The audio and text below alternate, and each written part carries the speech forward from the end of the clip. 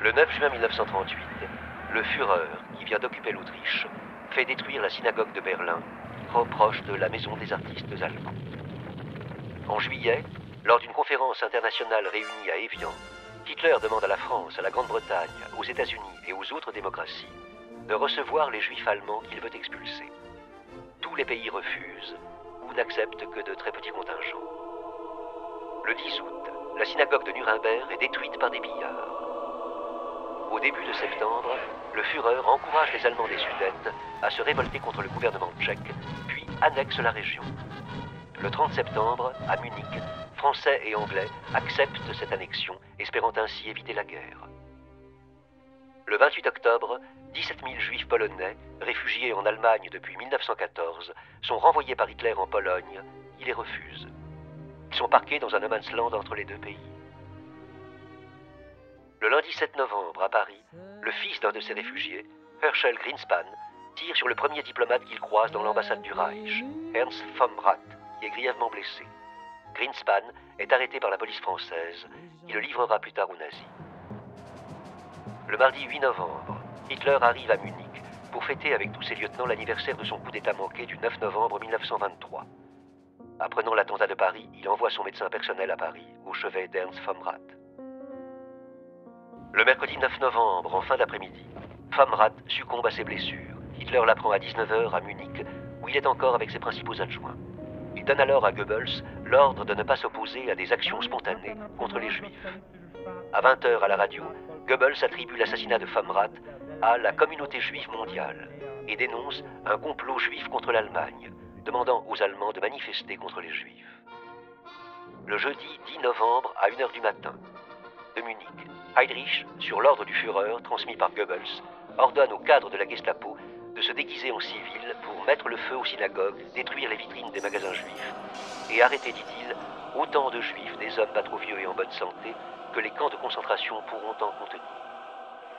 Heydrich enjoint à ses troupes de veiller à ce que les incendies ne s'étendent pas au-delà des biens juifs, de s'assurer que les commerces non juifs seront protégés de toute attaque et d'interdire les pillages. Chaque section locale du parti organise son pogrom pour s'inscrire au palmarès de ce qui devient immédiatement dans le langage nazi la nuit de cristal. Au total, 7500 magasins sont détruits. Presque toutes les synagogues sont incendiées. Presque tous les cimetières juifs sont profanés. 91 juifs sont tués. 30 000 autres sont arrêtés et envoyés à Dachau.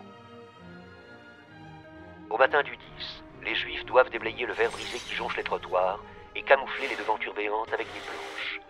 Un peu partout en Allemagne, des pancartes font leur apparition. Boutiques à louer immédiatement. Magasins déjà vendus à des Ariens. Ce matin-là, les élèves juifs ne sont plus autorisés à entrer dans les écoles, les lycées, les universités. À 11h, Goebbels donne l'ordre d'arrêter les manifestations et explique à la presse qu'il n'y est pour rien. Imaginez ce qu'aurait été la réaction contre les Juifs si nous l'avions organisée. À midi, Göring quitte Munich pour Berlin après avoir revu Hitler. À 20h, toutes les stations radiophoniques du Reich retransmettent un appel de Göring demandant de mettre fin à la phase spontanée de l'action anti-juive. Le vendredi 11 novembre, les États-Unis, la France et la Grande-Bretagne, occupés à fêter leur victoire de 1918, protestent mollement contre la nuit de cristal. Roosevelt rappelle son ambassadeur à Berlin. Ceux de France et de Grande-Bretagne restent à leur poste. Göring passe beaucoup de temps au téléphone avec Hitler, demeuré à Munich. Les manifestations anti-juives ralentissent, puis s'arrêtent.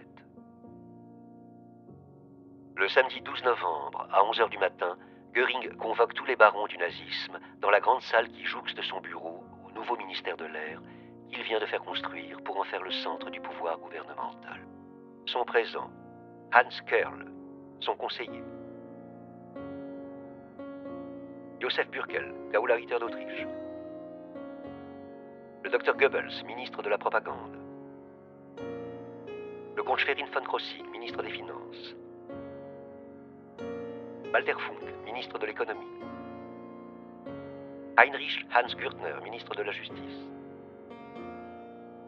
Himmler, chef des SS, avec ses deux adjoints, Reinhard Heydrich et le général Kurt Dallug. chef de la police d'ordre. Le docteur Ernst Wörmann, secrétaire d'État au ministère des Affaires étrangères.